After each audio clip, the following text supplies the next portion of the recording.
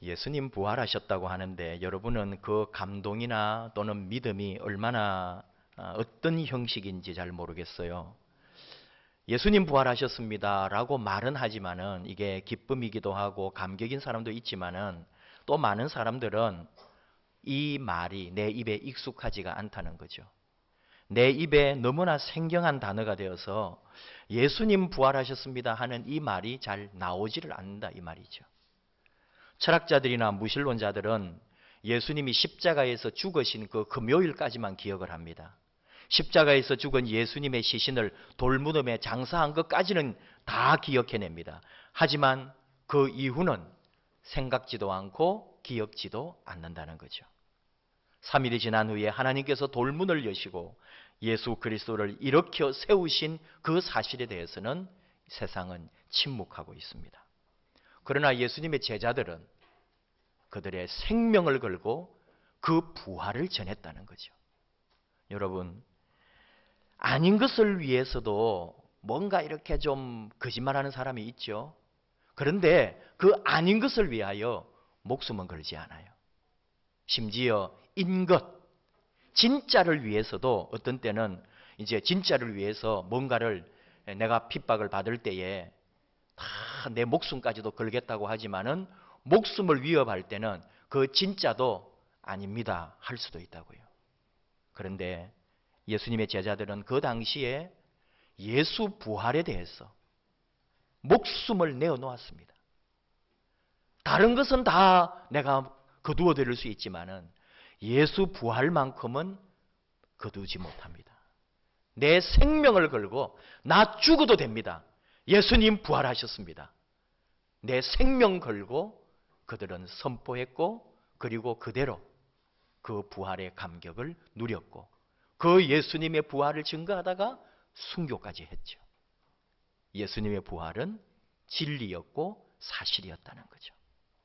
자, 예수님의 부활에 대해서는 우리가 어릴 때부터 교회 다닌 사람들은 수십 년 동안 들어왔고 또 밖에서나 어디에서나 그 말씀을 듣고 있는데 오늘 우리가 잠깐 주목하려고 하는 것은 예수님의 부활이 소중하고 예수님의 부활이 위대한 것인데 그래서 우리는 그 부활을 한 번 더 이해해야 되겠다는 것이고요. 또 나아가서 나의 부활을 소망해야 한다는 거죠.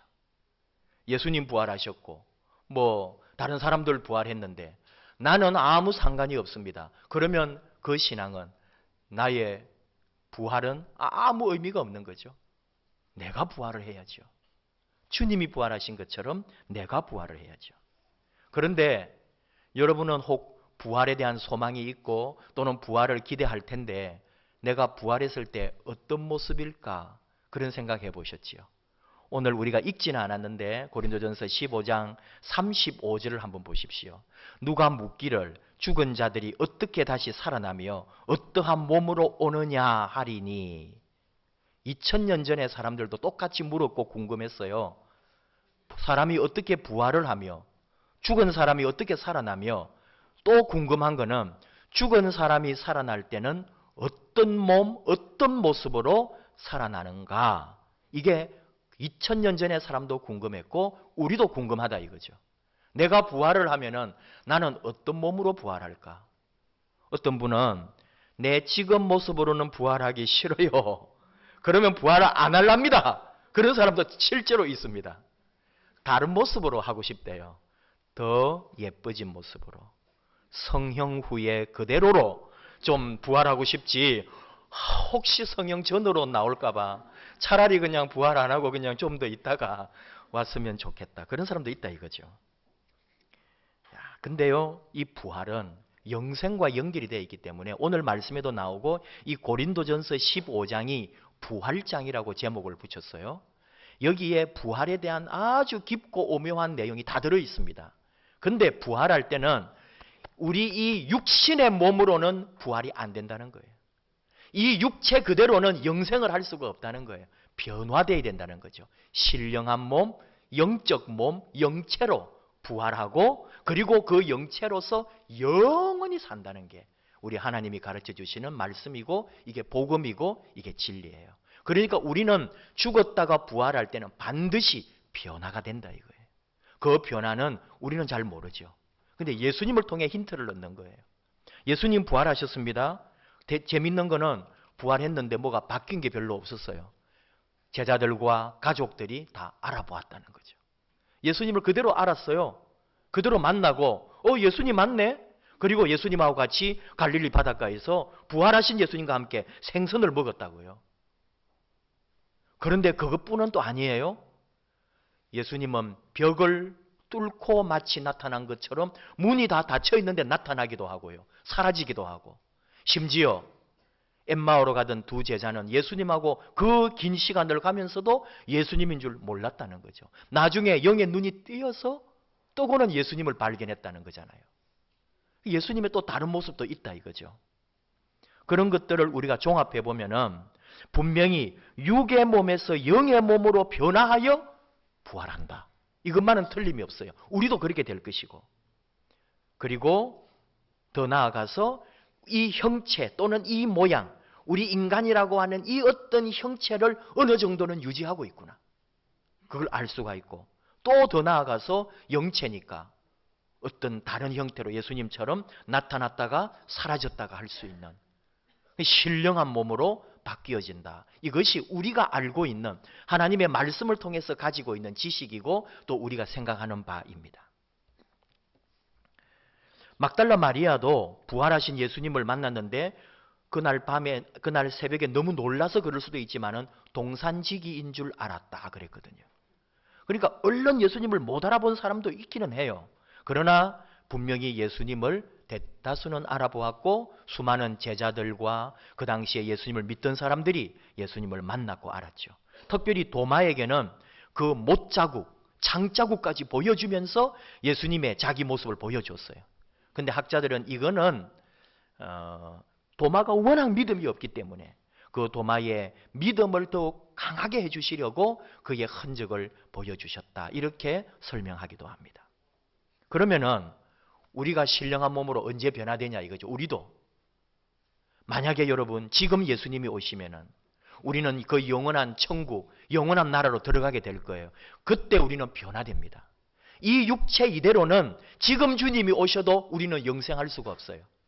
주님이 오시면 우리는 신령한 몸으로 변화되어 주님을 영접하고 이것이 공중에서든지 또 다른 형태든지 또는 성경에 나오는 천년왕국이 있고 또는 천년왕국 이후가 될지 그런 여러 가지 성경에 이제 설이 있는데 어쨌든 살아서 주님을 만나더라도 우리는 신령한 몸으로 변화되고요.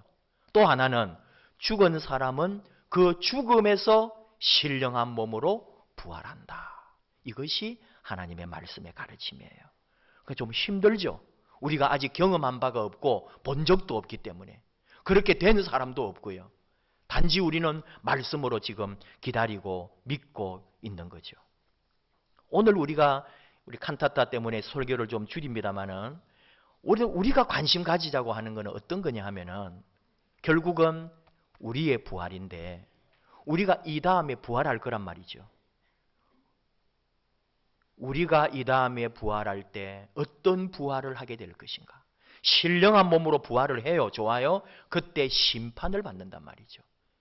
영원한 하나님의 나라에 들어갈 것인가? 아니면은 영원한 심판으로 저주의 곳으로 들어갈 것이냐? 이게 이제 달려 있는 거죠.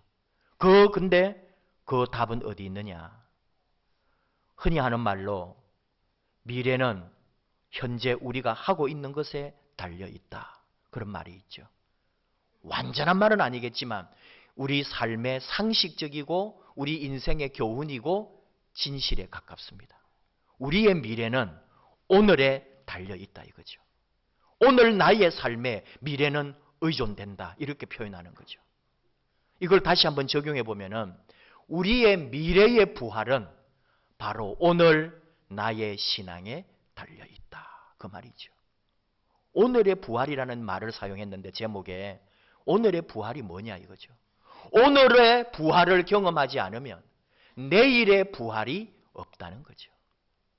내일의 부활은 오늘 내가 부활의 신앙으로 매 순간 내가 죽고 그 순간 또 살고 매 순간 나를 쳐서 복종시키고 그리고 다시 예수 안에 살아나는 오늘의 부활을 매 순간 경험할 때 나의 미래도 부활의 영광에 들어가게 된다 이 말이죠. 우리보다 앞서간 믿음의 선배들이 있잖아요. 100년 전에 또는 초대교회로 말하면 2000년 전에 예수 믿다가 정말 그때 사람들은 예수님 곧 오실 줄 알고 기다렸거든요. 근데 예수님 오시지 않았어요. 그러다 보니까 2000년 동안에 우리 신앙이 많이 약해진 거죠. 예수님 오실 줄 알고 기다리다가 기다리던 안 오시니까 신앙이 자꾸 약해지고 지금 이렇게 되어 있는 거예요. 우리가 믿음도 떨어져 버린 거죠. 심지어 부활한다는 것조차도 우리가 믿을 수가 없을 만큼 그게 현실로 다가오지 않는 거죠. 2000년 동안 주님이 오시질 않으니까. 근데요, 똑같아요. 우리도 마찬가지입니다. 내일 오시면 좋겠지만 주님이 언제 오실지는 아무도 모르죠. 100년 후에 오실지, 1000년 후에 오실지, 10,000년 후에 오실지 모릅니다. 우리도 결국은 조상이 되는 거예요. 우리도 죽은 존재가 되는 거죠. 100년 전에 죽은 사람이나 2000년 전에 죽은 사람이나 이제 100년 후에 1000년 후에 우리를 생각할 때 우리는 다 죽은 사람들이고 조상들이고 무덤에 묻힌 사람이란 말이죠. 우리도 부활해야 되는데요. 그때 주님이 오시면 우리가 무덤에서 일어난다고 오늘 말씀하고 있는 거예요. 신령한 몸으로 바뀌어서. 그때 그 부활이 어떤 부활이어야 되느냐?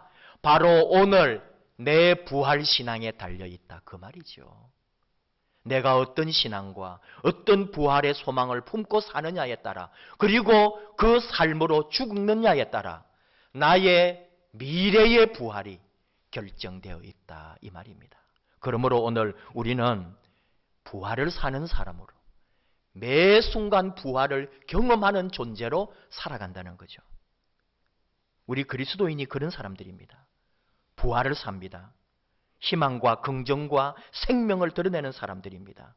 패배하고 좌절하고 낙심하고 병들어 있는 죽음의 무덤에 있는 이 시대에 우리는 도리어 생명을 선포하고 끝까지 하나님의 소망을 외치고 그리고 긍정의 믿음으로 나아가는 사람이 그리스도인이다.